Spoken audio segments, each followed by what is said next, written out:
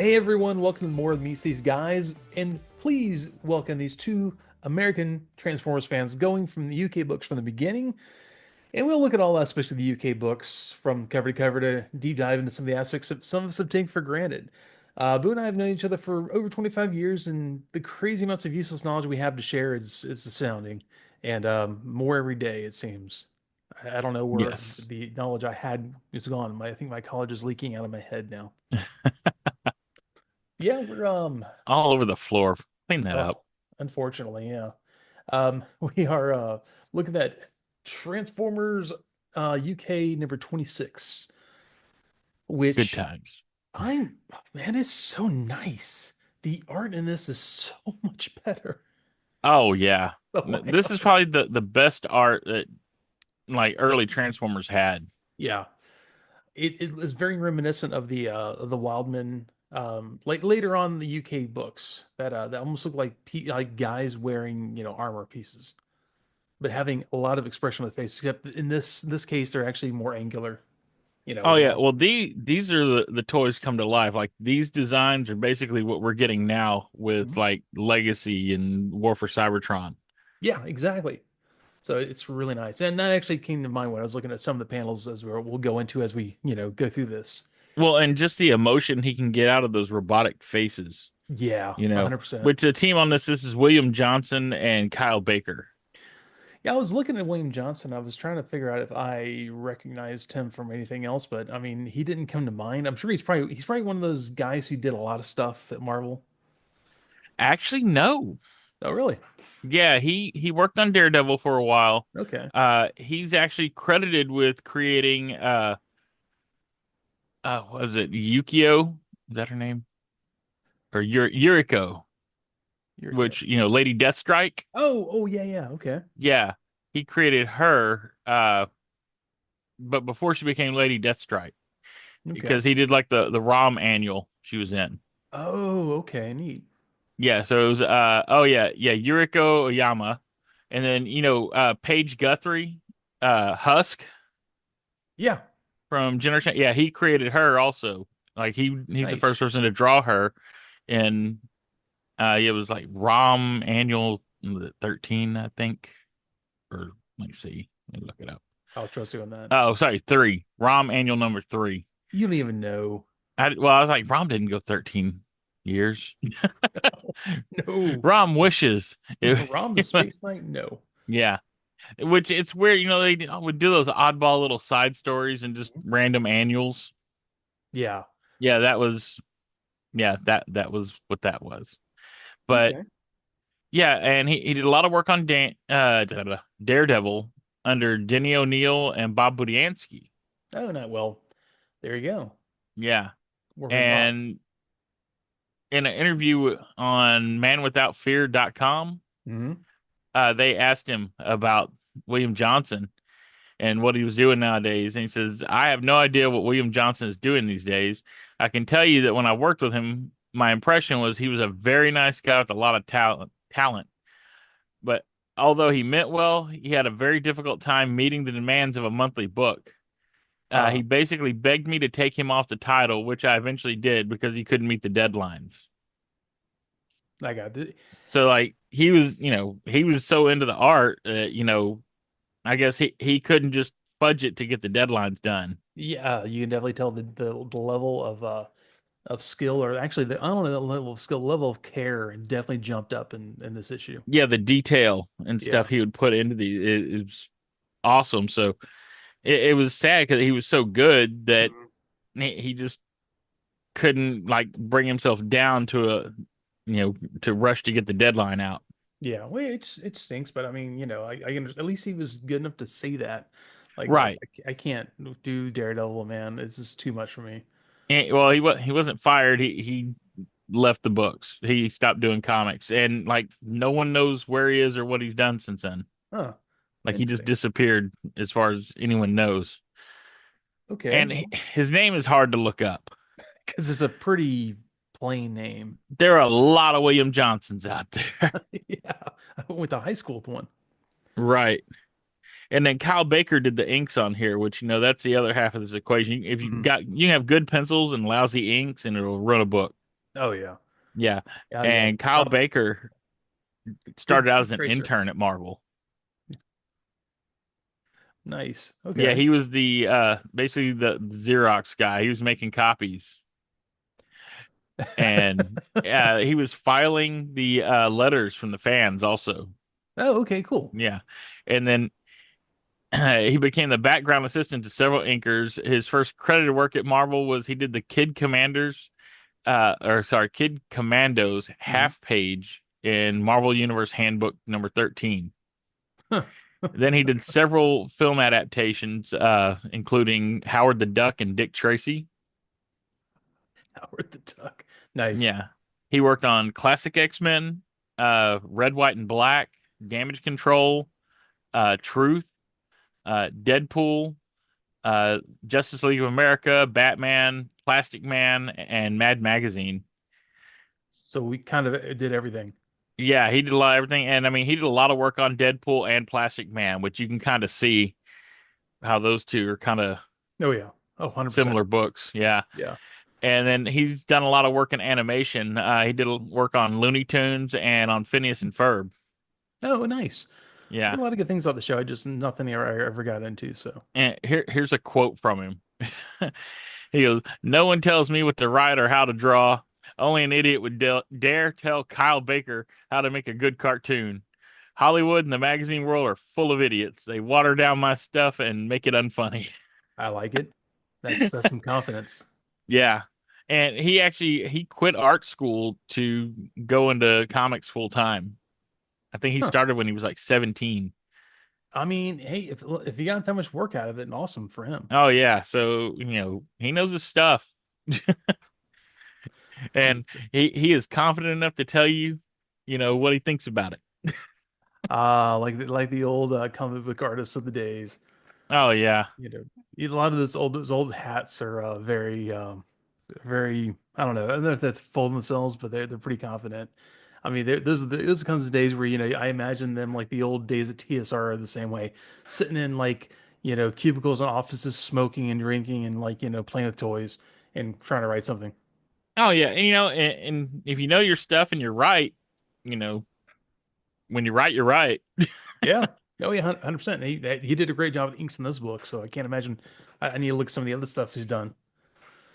Oh yeah. And then some of the other works that William Johnson worked on were let's see, he did Savage Sword of Conan. He actually wrote that one. Oh wow. In 147. He did a whole episode issue. He worked on Master of Kung Fu. Yeah, he did a pretty decent run of Daredevil, like 10 issues straight almost. Yeah. Nice. Uh yeah, then he did like G.I. Joe number 62. I And don't know enough then about Joe yeah, to know which one that would be. yeah, he did a couple issues of Savage Sword of or 3 issues of Savage Sword of Conan. That was it. I mean, he had a really short run there. I mean, I'm kind of sad because his line art's nice.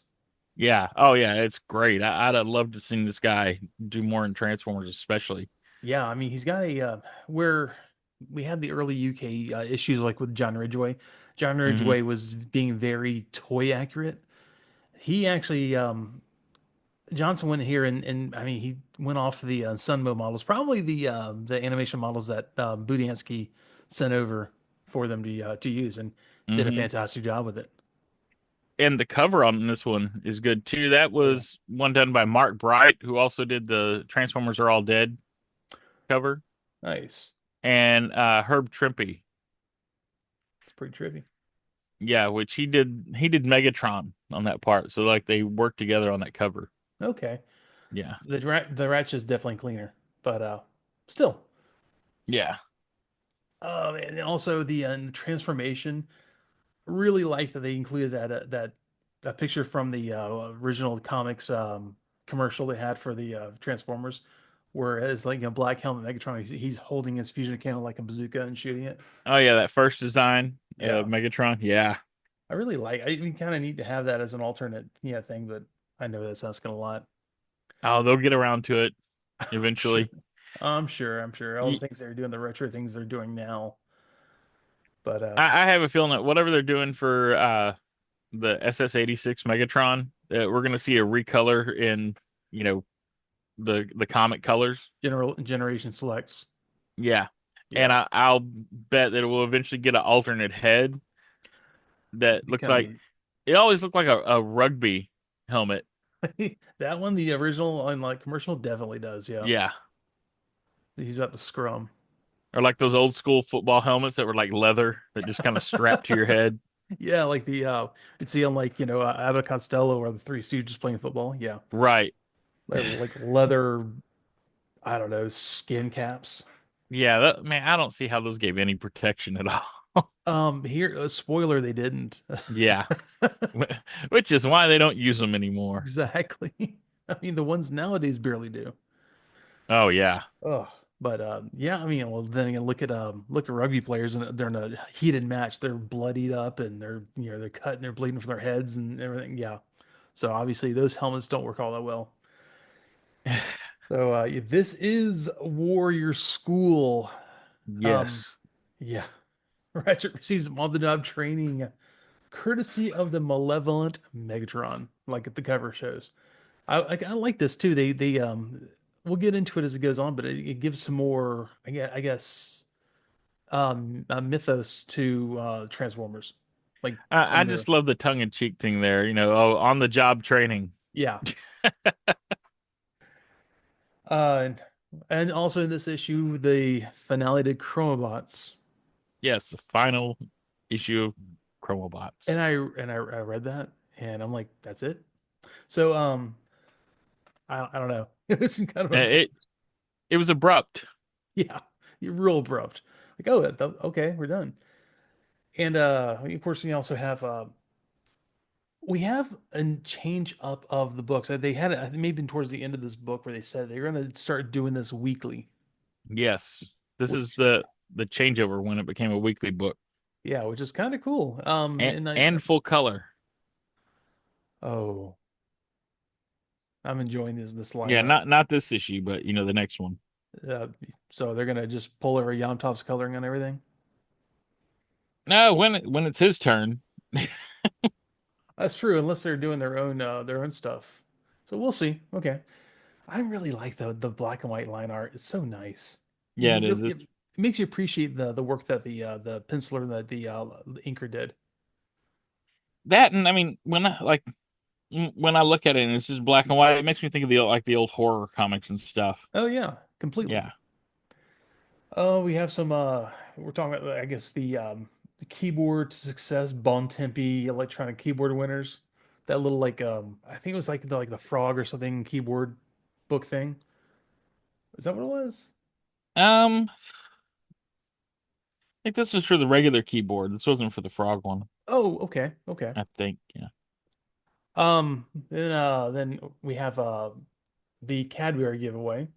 They love giving away stuff in this book. They They love it. do. Man, there's so many giveaways. It's fantastic. Is that going to keep up though? Like as often? Are they going to do like once a month? Because weekly books can be kind of hard to keep up with all the giveaways. Well, you see, like to start off the weekly when they announce that, they're having like a giveaway each week. That's right. I did see that. Okay. Yeah. And But yeah, Robo Capers as well, though. That Robo Capers is actually colored. yeah, we've got colored RoboCapers Yeah, and with there's some their petrol shortage. yeah. Uh so that you brought it to me and we decided to check this out. Do you want to do this here? Oh yeah, yeah. I think this is So fitting here. yeah. The Robo Caper the strip essentially is like talking about how they have a like shortage of petrol. So we have to use other things to Gasoline for America. yeah. They have to use other things to power the robots like tea, milk, and um I just Iron pronounce brew. Iron brew. Iron brew. Well, I know how it should sound, but it's Scottish. Don't you say it like an angry like whoops. Oh, with the brogue. Yeah, I Iron brew. yes, exactly. Yeah. Oh, jeez. So I, yeah, the tea robot looks like a teapot. The milk robot looks like a cow and says moo. And the iron brew robot is tipsy. and there is a reason for that. Yeah, even though Iron Brew is, I guess, a soft drink like a soda, Yeah. apparently it had like a very minuscule alcohol content. I'm sorry, I can get this all pulled back up here. I was I was I opened it ahead of time just so I didn't have some kind of explosion I didn't know it was gonna do, and I just kind of let it sit there. And apparently it was not on all the way. So yeah, we're doing that fun thing right now. Nice. Yeah, real nice. There we go. I bring all my stuff back up. Anyways, I'm sure my MacBook will like a little Iron Brew on it. Oh, now it's tipsy. If well, if only. Let's see. So Iron Brew, like I said, it was like originally it was had some sort of like a residual little alcohol to it. Hmm. I'm guessing it doesn't anymore. Yeah. So, okay, supposedly it's made from like banana extract, and it looks like Fanta. Okay, Now, now mind the lid. They yeah, have a special lid. Oh, you took the whole thing off. I did. I did earlier because I didn't want to. I didn't know how the carbonation would be and stuff. So I was like, I'm gonna get this. I'm gonna pregame this thing. Okay, yeah, because the lid is designed to stay on. Oh, that's why. Okay, Yeah, you see so that? it is. It had a Uh, hinge on it. it Okay, well, that explains why it did what it did. You Okay, broke it. I done broke this bottle. Okay, well, I am American after all, so I'm going to iron brew. I'm going to iron fist my iron brew here. Poke a Okay, hole well, and shotgun it. yeah. Let's see who this thing is. I'm kind of curious because it looks like orange Fanta.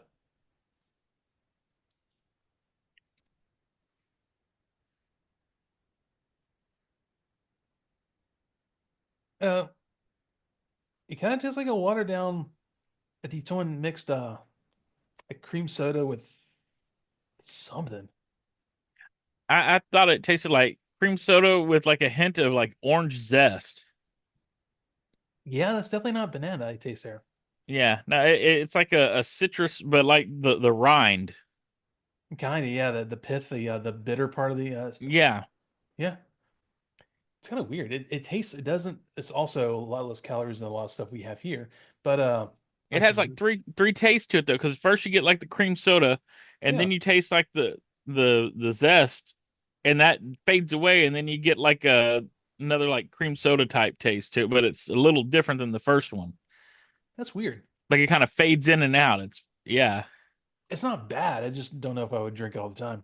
Yeah, no, it was pretty good. I liked it. Yeah. Oh, you already had it.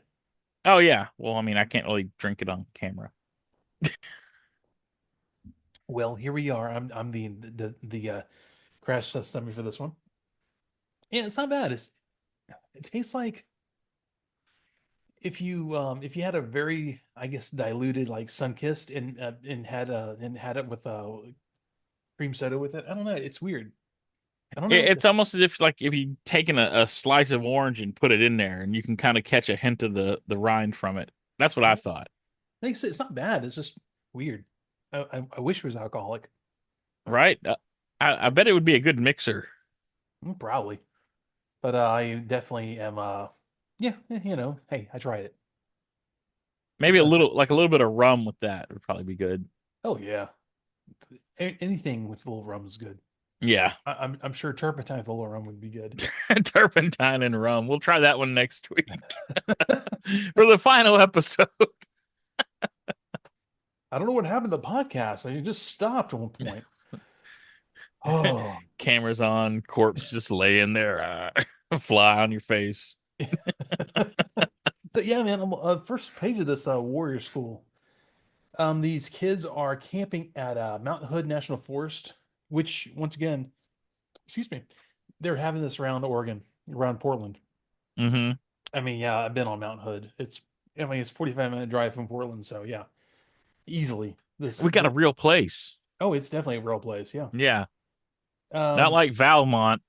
no, but man, the line art is so good. It's shadowing, it is very intricate. Like the tree has texture. Oh yeah, that's saying you can see the tree part. Even like the trees in the distance Oh yeah. have texture. I mean, you see like the little fur on this guy's jacket. I mean, it's all very, very cool. Kyle Baker was like going all out.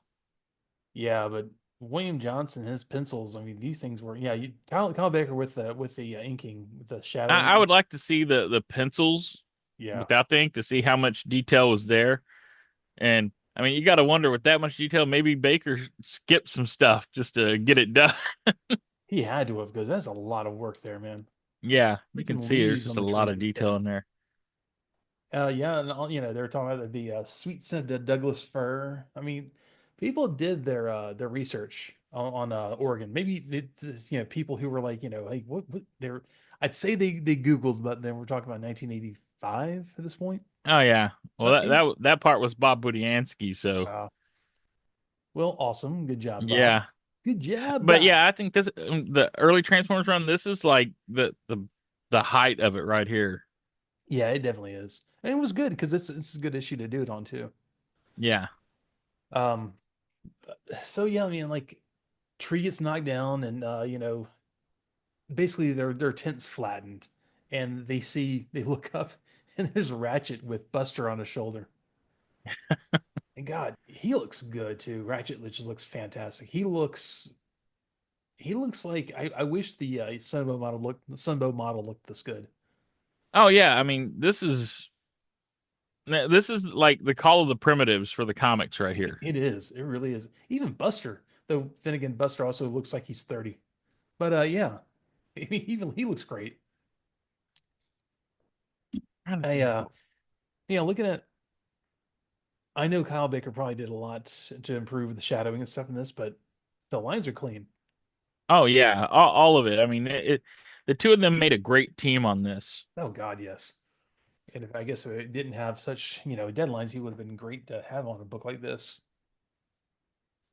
But yeah, basically, like he's Ratchet is being he's kind of bumbling. He's like, I'm sorry, I don't understand the terrain of your planet. It's I didn't mean to knock the tree over.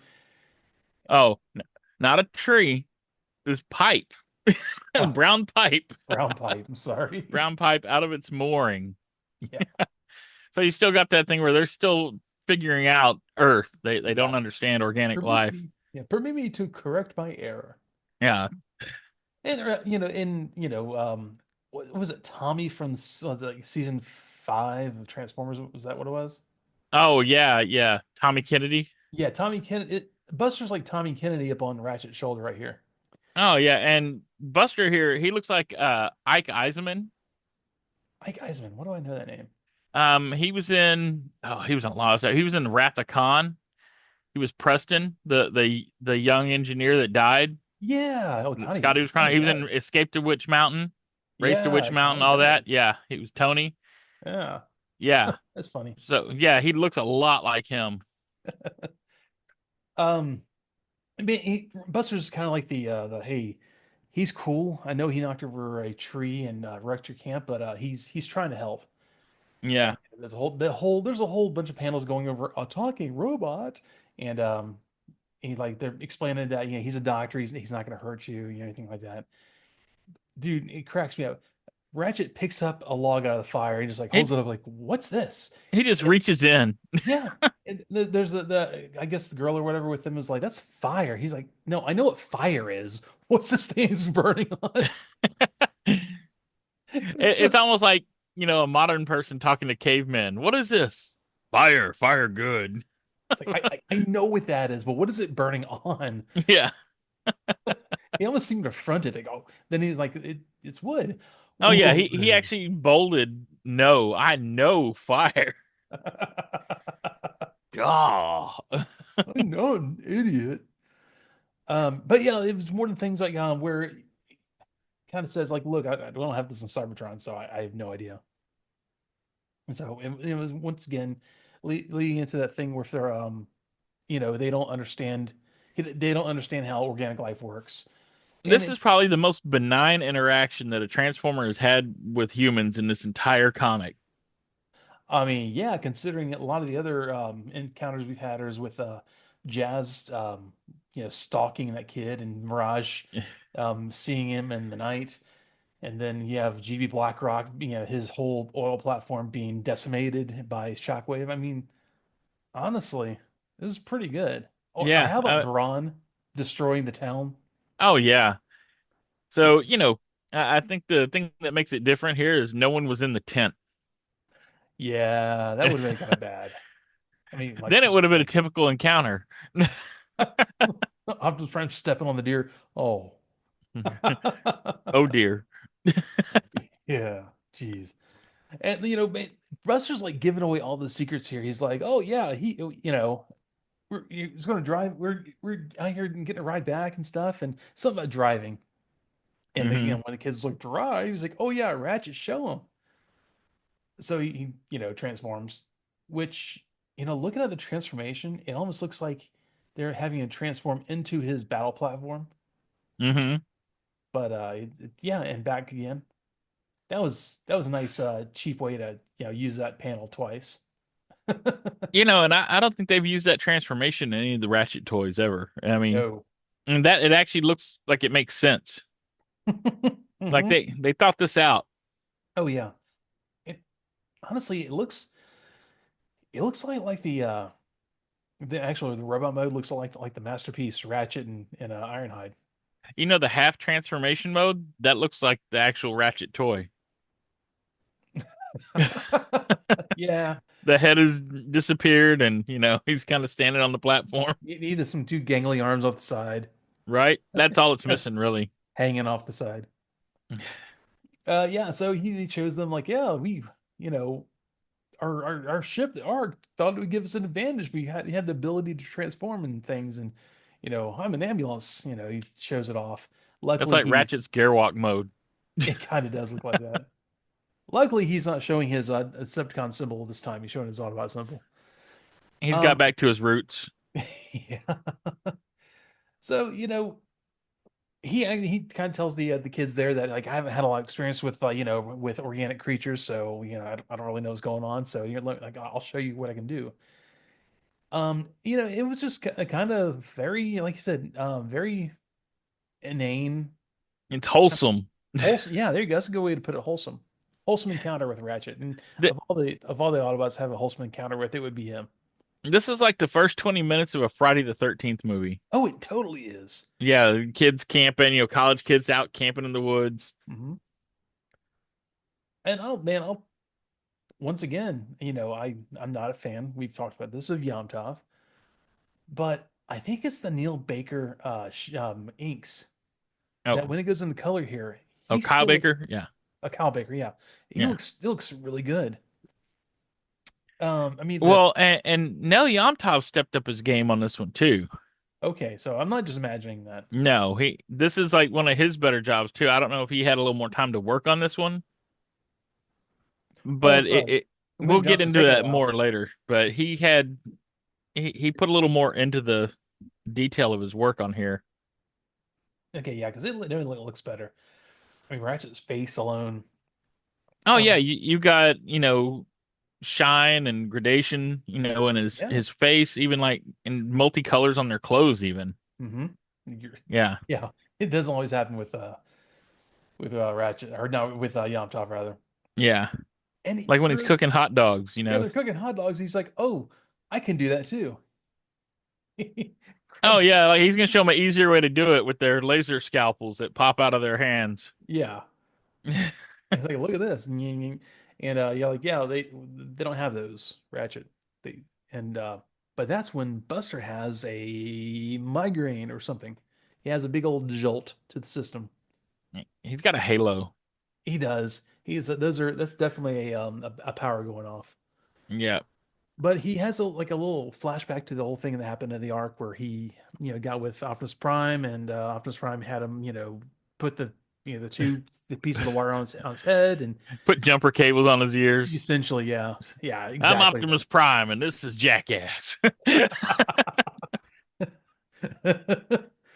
um yeah, and then like as soon as he has all these things go off, as soon as he has all those memories, he's like, oh, okay, everything's fine now. And they're like, oh, dude, what just happened? And like they're all trying to get him to go to the hospital, and like he's like, no, no, I'm good, I'm good. Was something weird? Yeah. Um, And the kids, they're, I guess, who are camping are like, hey, we can give you a ride back to town. And they go, oh, well, I'll probably go with Ratchet. And Ratchet's like, no, no, no. You probably go with them. It's fine. So we have He's the among his own now. yeah, we have all I guess the camping teens taking back you know, Buster Well, while and you see the parallels here between what they did with Sam in Revenge of the Fallen, how he kept having like the weird flashes, and mhm. yeah, Oh, He- exactly that. yeah, they Except totally cribbed this story for that one, mhm. which is good. It shows they did research at least into this. Some of the people did on there did, yeah. Yeah. Well, they were in a hurry to write that script. Yeah, it were. So I'm sure they were flipping through the comics and got the, oh, here we go. This is a good thing. Let's do this.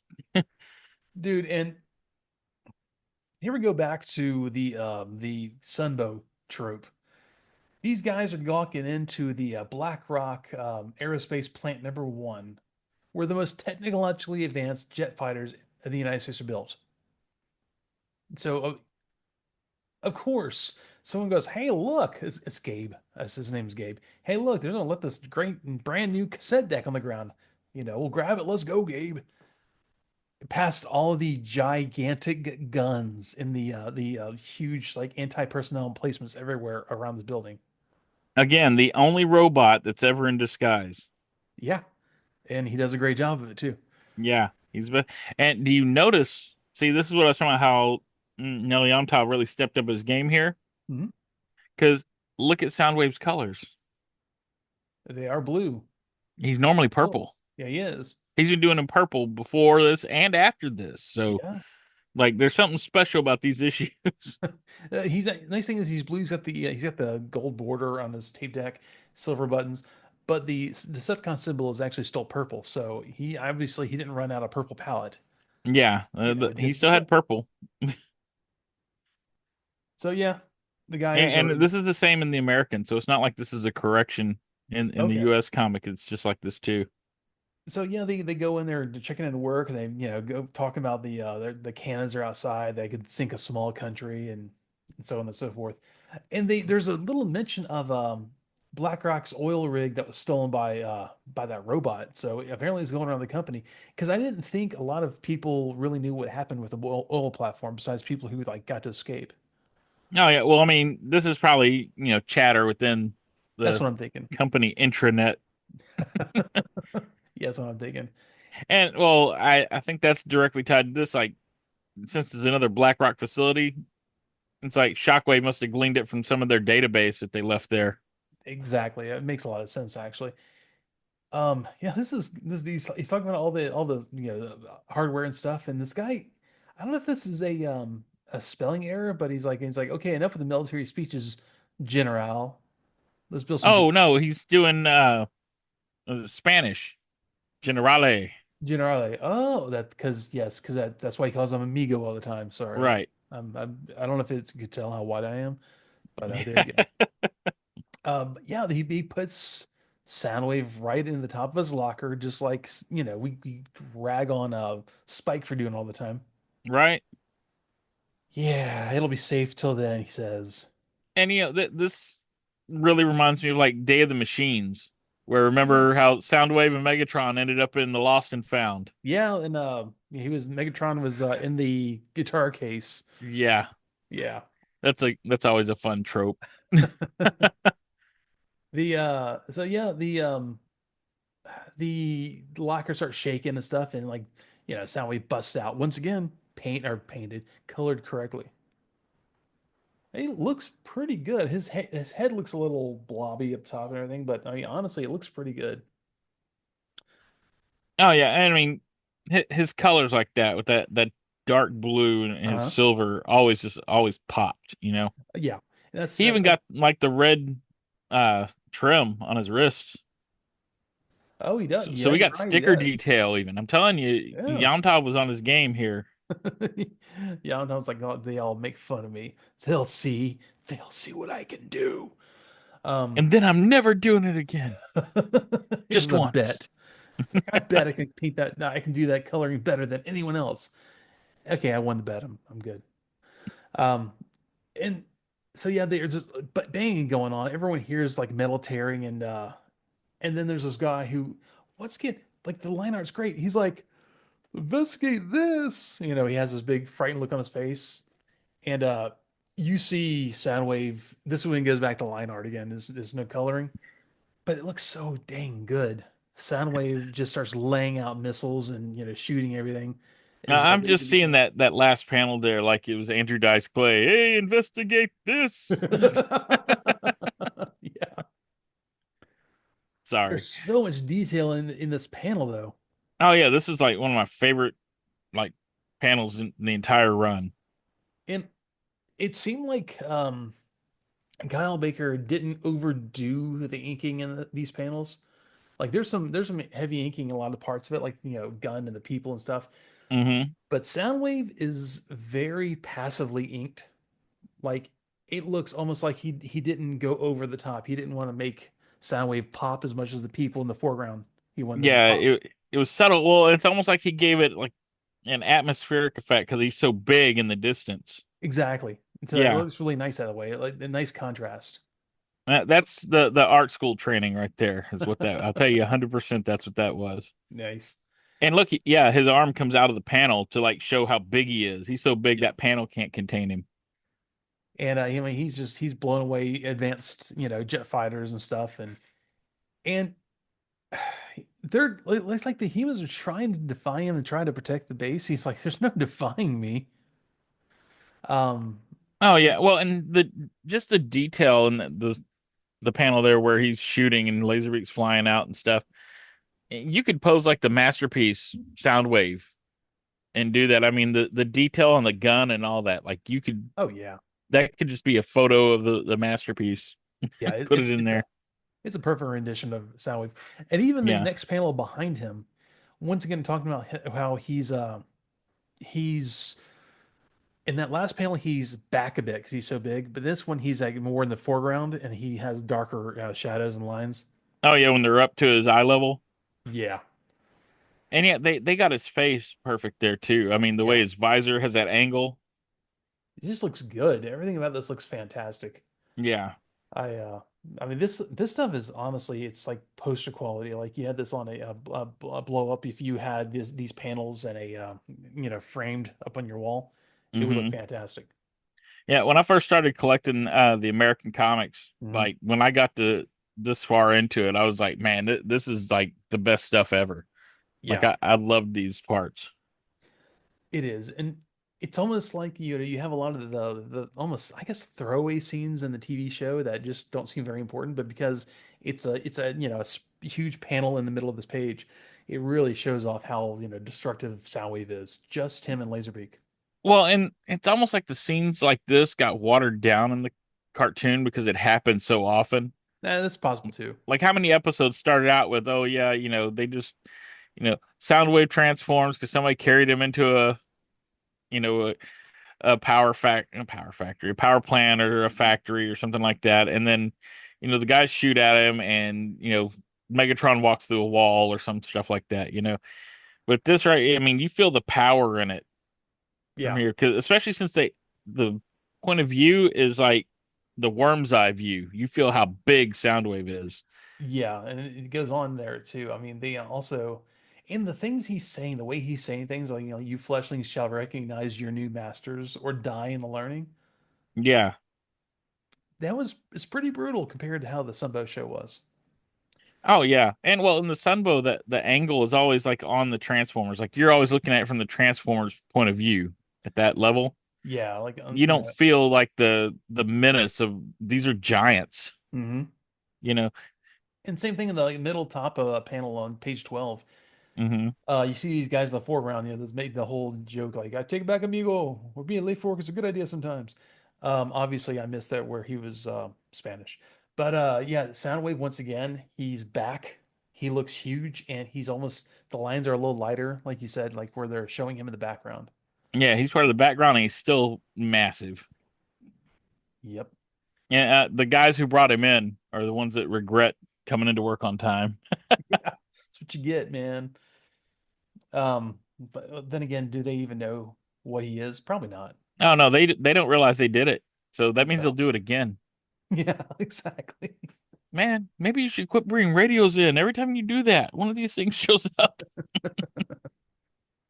And they kind of they bring up the fact that they can't do anything about this because all the guns are facing outward, which is why it was so nice to have Soundwave actually infiltrate something and use his disguise to get in past all the guns.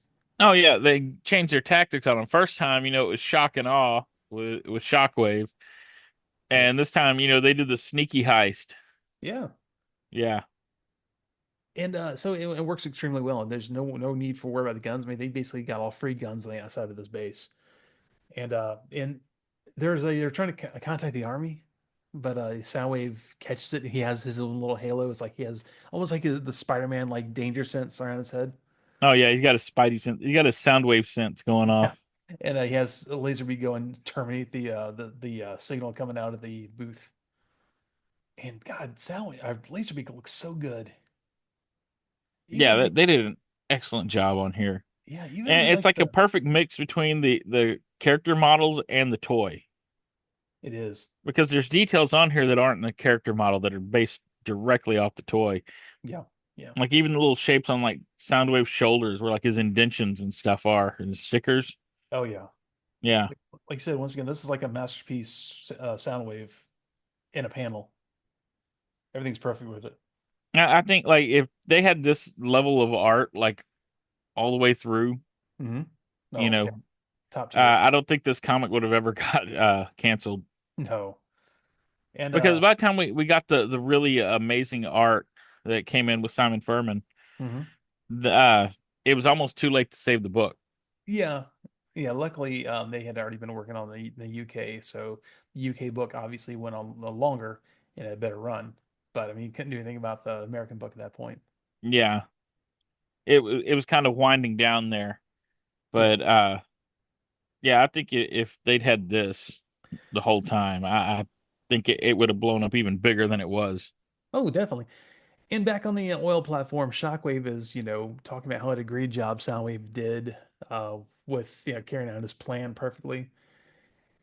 And, he's Shockwave is doing a great job of getting all the resources taken care of. He's just, he's like hitting everything. He's hitting in all tens here. Yeah, Um, Shockwave's really making Megatron look bad. Like he's done more in like two or three issues than Megatron's done like the whole time he's been leader. yeah. Oh, actually, that's where it says the information was gleaned from the files left aboard the oil rig. Oh, see, there it Yeah. is. So yeah, Shockwave is in using all the information, and down there in downtown Portland, BlackRock is pounding his fist on the table because he realizes he just lost that.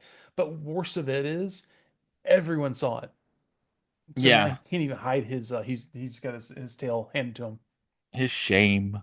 him. And see, Shockwave isn't overlooking, anything that is in the human tech, whereas Megatron was treating it like it was just raw material. Let's go build a castle out of a nuclear power plant, you know, Yeah, yeah, a where, little archaic. Shockwave's actually utilizing the resources that these things, you know, have, let's put them to work for us. Well, yeah, I mean, you don't. There's no reason to destroy the oil platform. It's already drilling for oil. You're already getting resources. Leave it. You're already developing weapons at this facility, and your fabrication obviously at this assembly plant. Leave it. You You already know, use everything.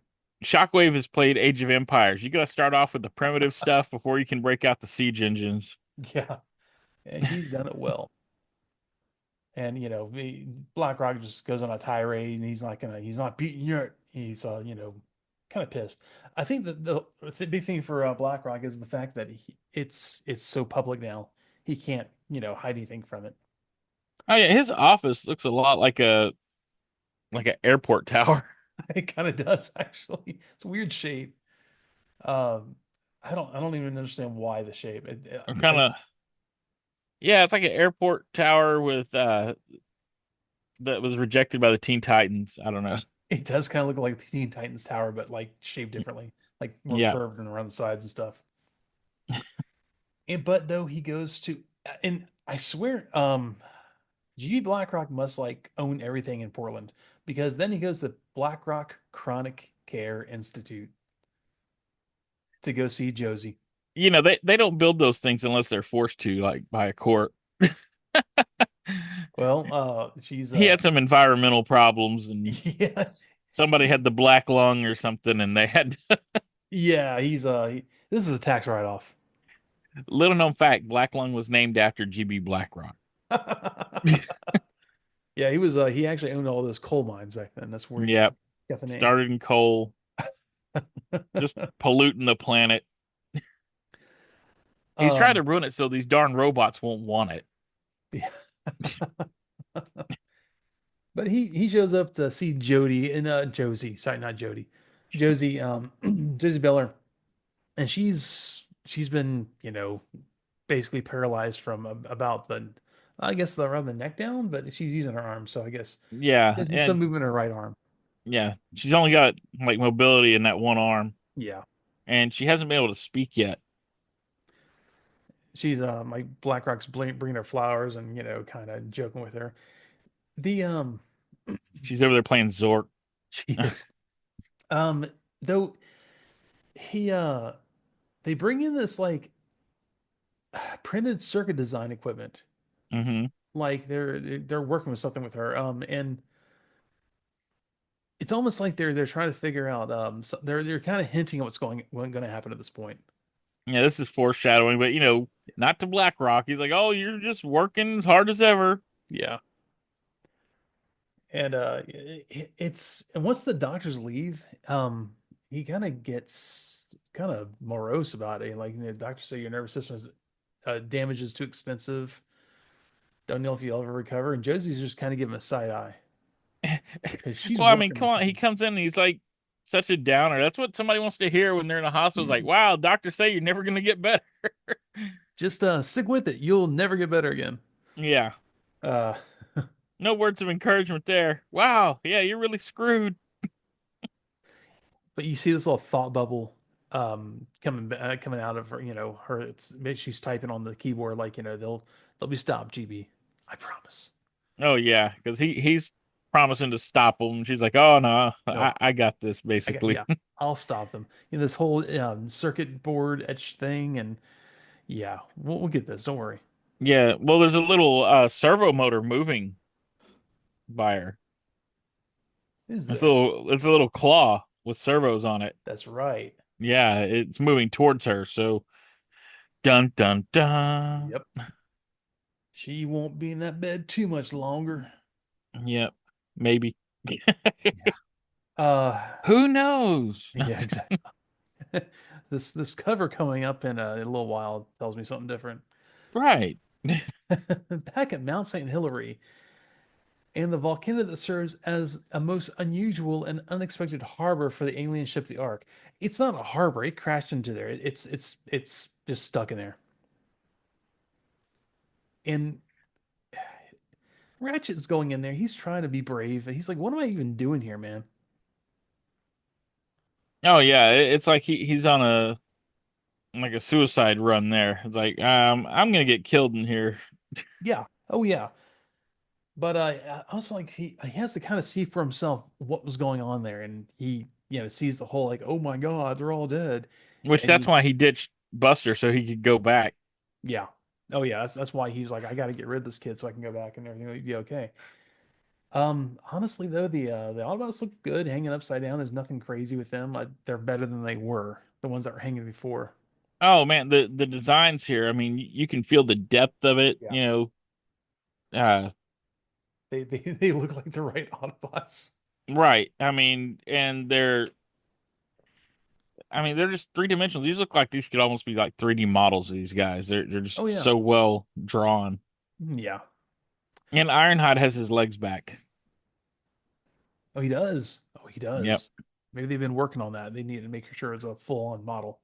They found him. Apparently he got blown in half and they're like, "Yeah, just store it with his torso." It'll line up. Yeah. Yeah, but yeah, he's like they're all an operative imprisoned, just like Buster said. But what else? Optimus Prime isn't there. Where is he at? So he turns that flipping corner, and there he is, and Optimus Prime's head's just in the middle of all this machinery. He does this whole like no thing and throws his Yeah. head back. Oh But yeah, the clinch fists in the air and all yeah, that. he you can probably dub him Sam Khan at this point. Right. Um, And it's like, he just didn't want to believe what Buster told him. yeah, it's hard to see things that are like so detrimental to everything that you believe in. And there you go. But once again, the next page though, the panel at the top, they're showing so much emotion on the Transformers. Finally, Oh yeah, you can see the grief in his face. yeah. And there's not much they can do with Optimus Prime. I mean, you can see the cheekbone kind of like indentations on his nose and stuff under the mask, but you can't do a whole lot with that face. Right. But Ratchet is expressive enough. Uh, And a mouth on a robot really conveys a lot of the expression. yeah, and Optimus Yeah. Prime is a little stoic that way. So like just like Shockwave, you can't see a whole lot of motion out of that. So Optimus Prime is like, look, Ratchet, you got to put aside your grief, man. We need you to fight for us. And he's like, with what? I've got a laser scalpel and this cryo thing. I mean, if I, run into Megatron, what am I gonna do? He pulls Man, the he old, he pulls a McCoy right here yep. too. I was about to say that. I'm a Oh, doctor, not a warrior. I'm a doctor, not a warrior, damn it. As you train our native Cybertron to be a doctor, so shall you train on Earth to be a warrior. Ratchet is just like, nah. He reminds me of First Aid from G.I. Joe. Yeah. Very much that. I was like, I Oh, can't you mean fight. Lifeline? Lifeline. Thank you, Lifeline. Yeah. Not for, well, same character Who as First who Aid on was pretty Transformers. much first aid and Yeah. Transformers. I'm a pacifist. But lo and behold, he gets back. And who do we see again? It's O. Yeah, here's O. O's returned. Stealing sodas. And he's I guess he's back to working at the auto repair shop and his dad's in the hospital. He's like, I don't know what to do with this wrench. He's holding it, looking at it like a ratchet. It's like, Yeah, because he's trying to keep his dad's business from going under while he's in the hospital, but he doesn't know yeah, the first thing about actually fixing cars because nope. he never listened to his dad. Jeez. I just got 50-cent change for a 60-cent soda. Ha ha. 50-cent soda or 60-cent soda is pretty expensive back then. What do we Yeah, it got? was. That Um, that's where the Witwickies are really making their money. vending, which apparently is a big thing. Um, And it wasn't even like name brand soda. It was like, you know, was it Big K? was it? There's Mountain Splash or whatever. I Dr. wonder what kind of Thunder. generic sodas they had in Portland in the 80s. Who knows? Yeah, so he basically he goes and like kind of yells at his girlfriend and oh Yeah, like oh, and Jesse. Yeah, he's he's like my dad worked 30 years to become a good mechanic as he worked hard. Um yeah. all she did was compliment him, say, "Well, you're smart enough, you can figure this out." Yeah, You know? he's obviously affected right now. Yeah. But it's he doesn't know what he's doing. And he's a smart guy, but whatever. And they kind of leaves from that whole scene.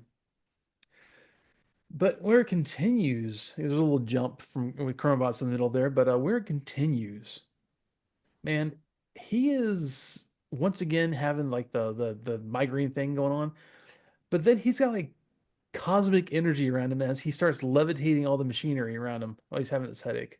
Yeah, it's not just the zigzag lightning halo Oh this no. time. It's got more, I guess, form to it. Yeah, it does. And And you see, it's got little like force bubbles going out to all the, I guess, tools and instruments and stuff. eccentric waves, yes. Yes. He's either going to fish or he's levitating tools, Yeah. which apparently Optimus Prime can levitate things. We didn't realize this. Well, the That power or of the creation matrix can levitate maybe things. it's a side effect of being in it organic. 'Cause we never saw this again either. Like Scourge with the matrix. Right. He had Um, really bad acne. yeah, Really bad. real bad. Um, so yeah, he Ratchet goes through the arc, kind of looking around, and he gets a nice surprise. You see a shadow on the ground, and like this hand grabs him and like crunches his chest a little bit. Hey, shoulder. Oh, his shoulder. Okay, yeah. Yeah, it's his I guess it shoulder. is. Yes, I reach where it's reaching. He's just trying to give him rubbies. Megatron. And like you said, man, Megatron looks really good in this issue also. Hmm. Everything about it looks great. The helmet, the face actually has a lot of expression. Didn't have the same expression as any within Megatron face, but Yeah. that was a lot of expression. And see, Uh this has more of that what is it, toy-tectic yeah, design. Because yeah, look yeah. how thin his arms are, Hmm.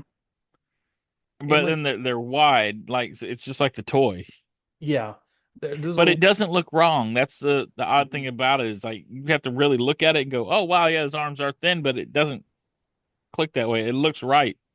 now in this one actually the proportions are a little weird, like I guess the perspective. Yeah, Like it's got his a forced perspective on it. Yeah, the left leg is really not perspective. It's not done quite right for the first perspective unless he's really leaning in, but it's I a little think that's wonky. what he's leaning in, and you're supposed to feel it like from Ratchet's point of view, where he's I can down see on the that. floor. Almost fish-eyeing over towards Ratchet. Right. I can see that. They're Um, they're doing some Hitchcock stuff here. got this Hitchcock angles, and yeah. So Ratchet, he tells Ratchet, "Oh, you've come to surrender yourself for my part of my collection, um, scrap Yeah. Dinobots." And Ratchet, I'll give him this. He punches Megatron. He bonks him in the nards. He does. And Megatron like backhands him across the room. So good on Ratchet. He did more than many. But I noticed they've got Megatron's insignia a little off center there. it Like you see that is like, sometimes pop up. yeah, I saw that the last page where it was like when that forced perspective, it was kind of off to the side too. So maybe Yeah, whatever toy they had in the office had a little off center I'm pretty perspective. sure. That's funny because it's all in the same place every time. Hmm. So It's yeah, that hard was definitely something he was referencing. had to be.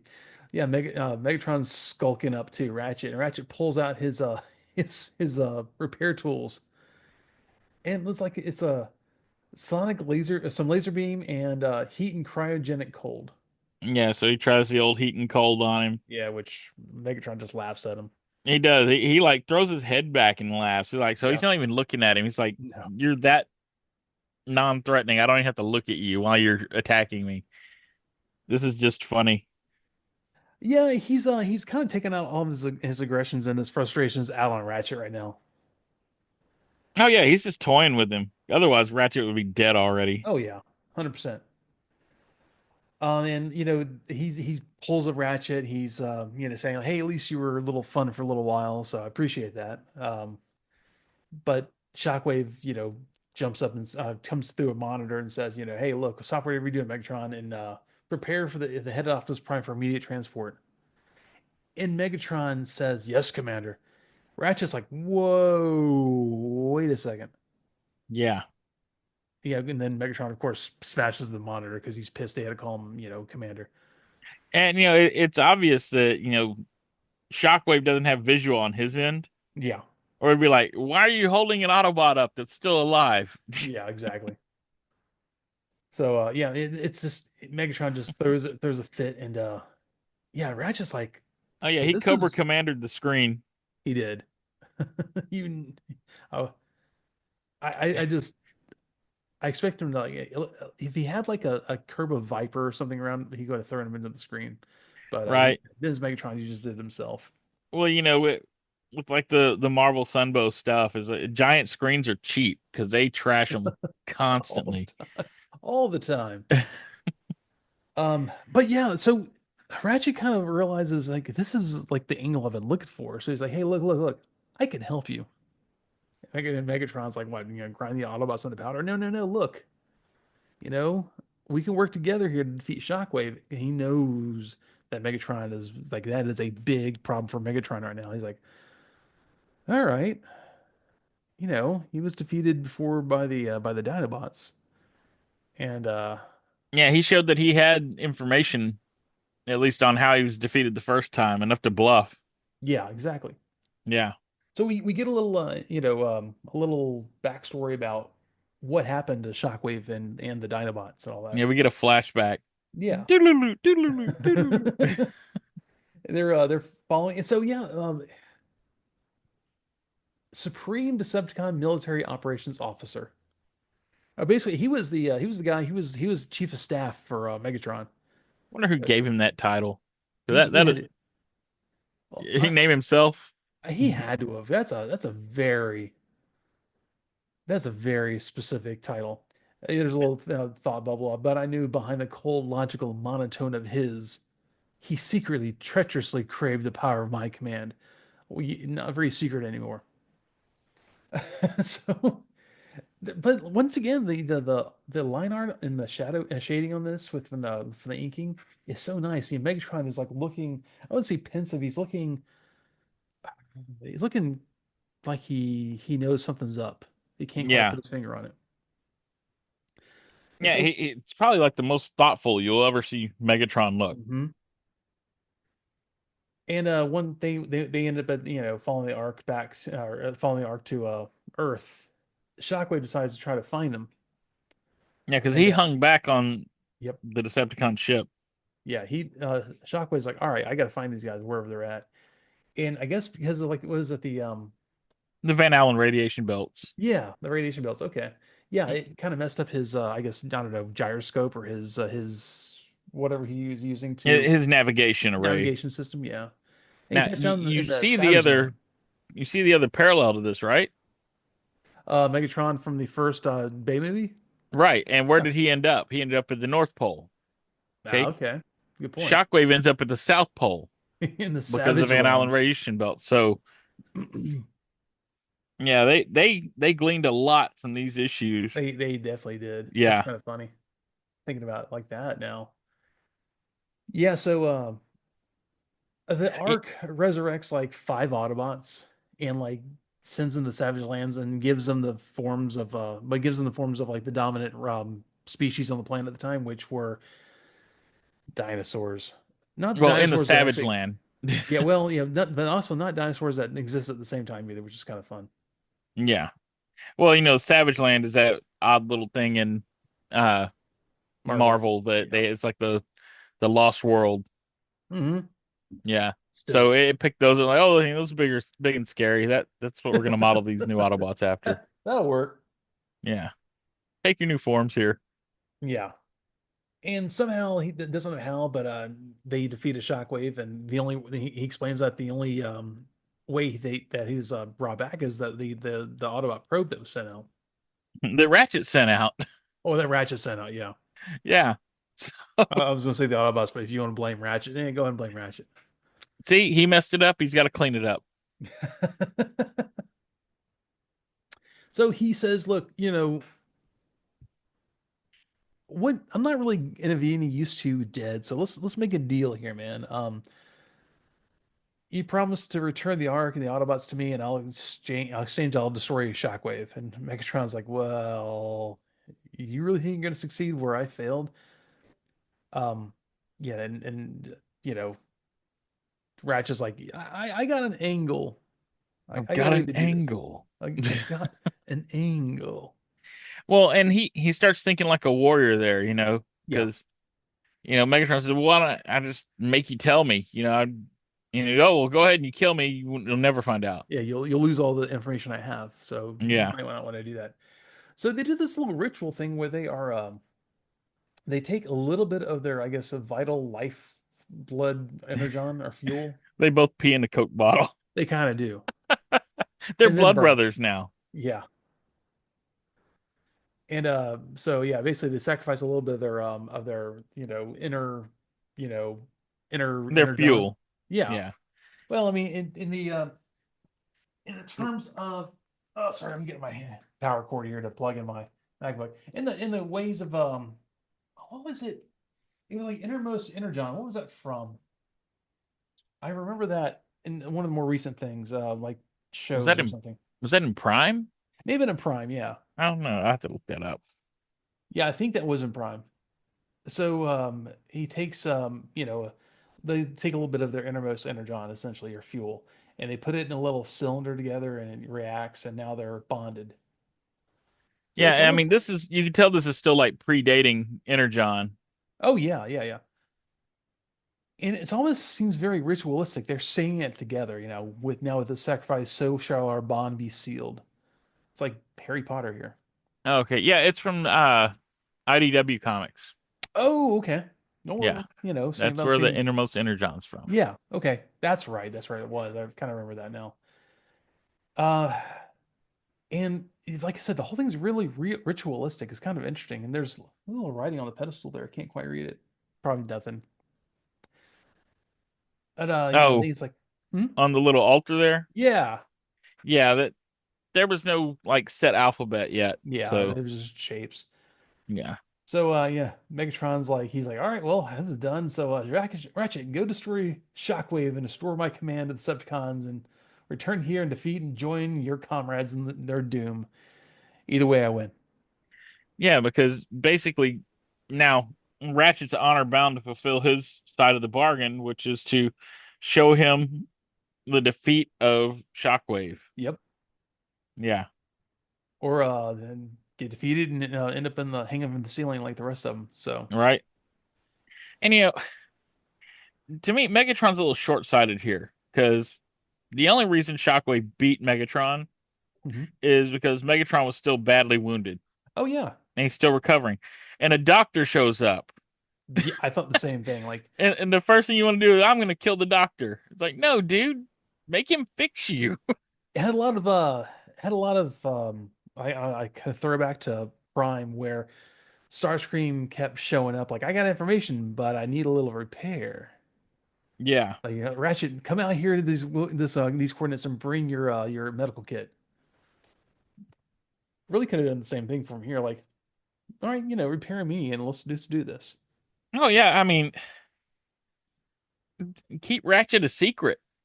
Yeah, that would have Tell him, been hey, help right. me overthrow Shockwave by fixing me and, help. I'll help you get the Autobots going. Yeah, definitely. Yeah. Because they were pretty Yeah. much abandoning the Ark at this point. They're moving everything to the BlackRock facilities. Yeah, I mean, it may as well. It's the Ark's not really going to produce anything else, so go. Yeah, it's busted. Yeah, fabricating materials and there's fuel. So I mean, no See, wonder Shockwave's BlackRock. looking towards the future here. He's not He worried is. about the past at all. In fact, he's gone a long time without the Ark. He's been fine. Yeah. I would argue he's been better than fine. And it's interesting, and Simon Furman brought this up too, that, the Decepticon ship is still out there. It was Mhm. orbiting the Earth. Yeah, it's just hanging out there somewhere. Yeah. So Well, it'd have been interesting if he utilized that because, yeah. Honestly, maybe he was just like kind of thinking like, well, why keep going back to that when we can use all the stuff here? I don't know. oh, yeah. Maybe Well, I mean, he might have lost track of it in that's the true 4 too. million years Maybe. he had a nap, but Yeah, that I thing had mean, to be in pretty high orbit yeah. to not degrade after 4 million years. Yeah, good point. So Yeah. that's the end of this issue, and the next issue is In Search of the Dinobots. Well, and this is where we get the happy birthday Yes. message at the end that tells us all about where the comic's going from here. So issue 27 marks the end of our first full year, bringing you the very best in action adventure Transformer style. So yeah, that's when they announced they're going weekly, and they're going full color, and they're going gift crazy. And, from the American standard, they're already gift crazy. Oh, I know. So how bad is it if they're going gift crazy by, UK standards? They're giving away four giant full size color posters with the I guess issues coming up. Hmm. So the first is free in 7 days time, basically incentivizing every kid to go out there and buy an issue because you get a free Yeah. poster you can put up on your wall. And there's this stamp. collector's outfit. What is this on the page? I saw that. I was like, It seemed like an advertisement really out of place. yeah. I don't know. And I mean, all I thought of when I saw that was, from The Simpsons with, Nelson's stamp collection. Ha ha. Through the rest of the issue, we have the Time Warrior again. That Time Warrior. They love advertising the Time Warrior. Yeah, they do. They love that thing. And how about Glue Huffin? I mean, Uhu. I thought that too. There's this kid riding a BMX bike, like he's jumping a BMX bike with this big explosion behind him. I'm like, that kid's been huffing a lot of glue. It's like, Yeah, yeah, I'm he's just flying. he's in the basement just hallucinating. There was this guy, the I guess the guy flying the Uhu ship or Uhu, I don't know. Yeah. That UHU. yeah, oohoo. Yeah. Uhu. Oohoo. Kid, this kid flying it. I say kid. He looks like a kid. It's remember, kids, you're ever in a sticky situation. The Uhu task force is never far away. And I'm like, what are you gonna send him down some more glue to huff? It looks like God. It's terrible. And that It is sounds almost like, the cop from Hackers that's chasing him down. yeah, It's the Oohoo task force kicking the door and hey, you sniffing glue in here? yeah, It's the yeah. narcs. I mean, it's there. It's all right there. It's easy to see it too. Okay, well, that is Yeah. it for issue number 26. And so hopefully we will see the Dinobots here soon. And And this was the first like full issue we got in it here. It wasn't like divided up, between, two issues. They gave the full American issue in here. was kind of nice. Yeah. I realize it's probably because you don't have, Machine Man taking up half the comic also and everything else. Right. Well, they're giving Machine Man a little break before they bring him back, into the far future of 2020. And you have the only thing you had in the middle here was some what was the We had the final Chromobots and robots. Robocapers and what, Matt and the Cat? Yeah, that was it. It was kind of nice. Yeah. Yeah. It was like I always think of Jeff Goldblum from Jurassic Park, you know, to paraphrase. So, are you going to have Transformers in your Transformers magazine? yeah. So I love that part. It's like I hate that guy. Yeah, All I right. hate that. So, Well, yeah, this was good all the way around. I mean, there's like nothing to dislike about this issue. it was a bittersweet goodbye though, because bittersweet to the colorless panels. Yes. But we're gonna get some of the nice British stuff mixed in here too. So Well, and you should also look forward to it because next issue is more of William Johnson and Kyle Baker. oh nice. Yeah. I haven't like opened those issues in my long box in years. Oh yeah. Now these are some of them that I would actually read over and over again just because I love the artwork in it.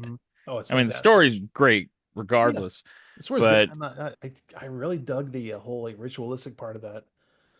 He's basically like he's doing a ritual to bond him with Ratchet. Megatron was so yeah, and we got a peek, I guess, into Cybertronian religion here. yeah, or almost seems more Klingon like like Yeah, honor binding. Robo-religion. Yeah, the way they make pacts and stuff is like, hmm that it's just like if someone made a blood covenant. Well, funny thing about that is Megatron and Ratchet are going to be tied together for a very long time. Yeah, this has foreshadowing that just goes beyond foreshadowing. Well, if we didn't know it was coming up, it'd be like, oh, that's kind of neat. Well, we'll see what happens later. Yeah, looking at it, knowing what we know now, and because Yeah. you definitely like going off of what you know from Sunbow. There's a lot of fans out there that only know Sunbow. Yeah, yeah. You would never pair, oh, Ratchet and Megatron No, no, are nowhere near. rivals here. They're the main rivals. In fact, you have Ratchet versus Megatron more than you have Optimus Prime versus Megatron in the Yep. comics. And there's like a dichotomy there because it's, you know, Ratchet is probably like the least martial of the Autobots. Yeah. And Megatron is the most martial of the Decepticons. So Yeah. And it, it super yeah, crazy it's just crazy that you've got, you know, the scariest Decepticon against, the most benign Autobot. so far. Yeah, and they're just diametrically opposites Yeah. And tied together forever forever in and theory. ever and ever. Yeah. God. Poor, Spoiler alert. poor Ratchet. Yeah. Poor Ratchet for some time to come. Yeah. All right. I'll go ahead and cut it here. Sorry everyone for getting this up a day late. Life just gets in the way sometimes. I'm old. Yeah, honestly, I was cool with it because I was beat yesterday. So Oh yeah, me too. I was ugh. yeah, because you're old. I can't hang. You need some more Iron Brew. I do. Yeah, see, I feel better. I drank the Iron Brew now, and now everything's better. Iron Brew. Please sponsor us, Iron Brew.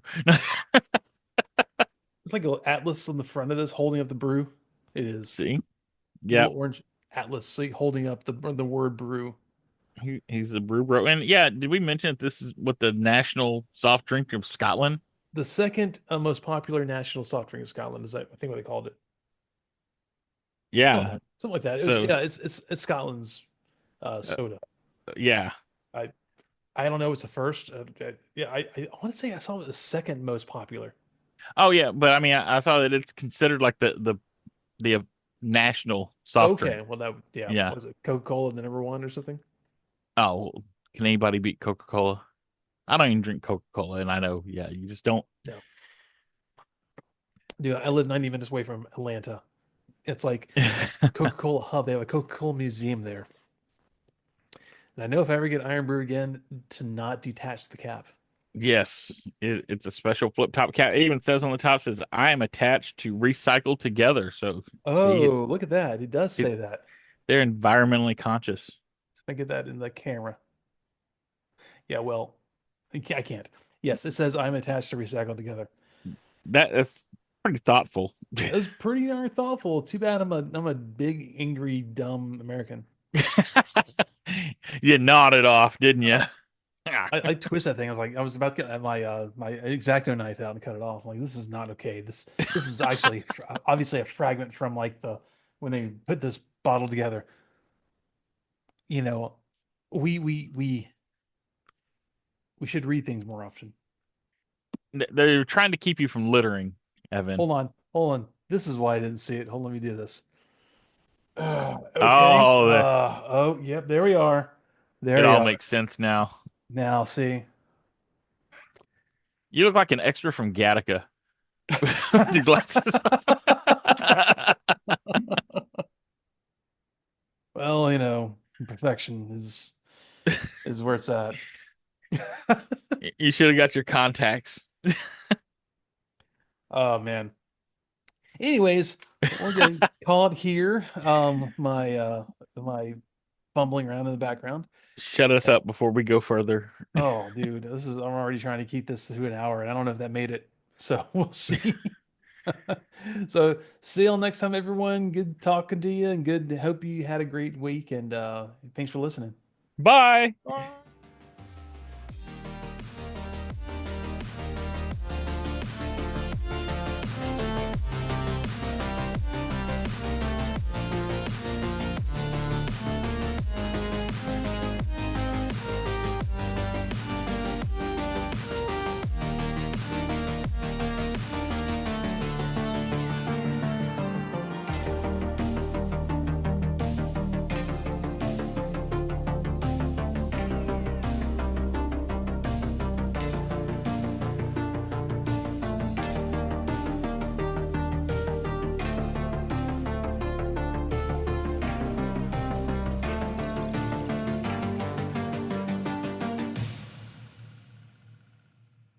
More the Mises Guys is performed by Evan Johns and Ed Strickland. Research is performed by Evan Johns, Ed Strickland, and with special research done by Boo of the AxelonUnderground.net. All used images in the videos are property of Sunbow, Hasbro, Paramount, or Marvel And as always, thank you so much for tuning in every week with us. We appreciate it.